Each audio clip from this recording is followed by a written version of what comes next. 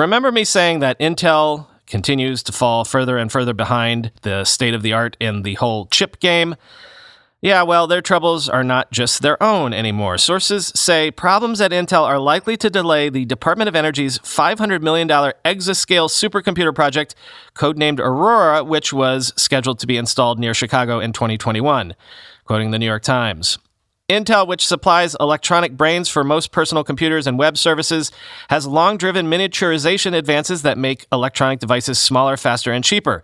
But Robert Swan, its chief executive, warned last month that the next production advance would be 12 months late and suggested that some chips for Aurora might be made outside Intel factories.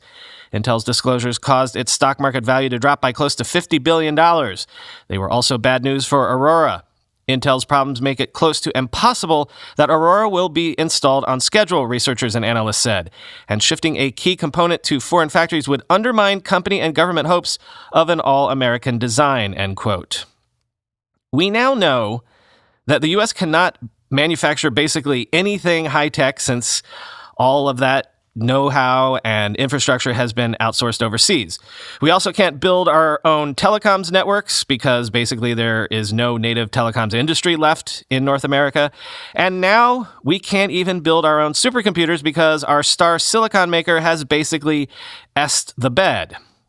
For all of the triumphalism of major tech companies, American tech companies basically swallowing the world these days economically, it's no wonder that policymakers here in America are suddenly worried that America itself is falling behind in fundamental technology nows.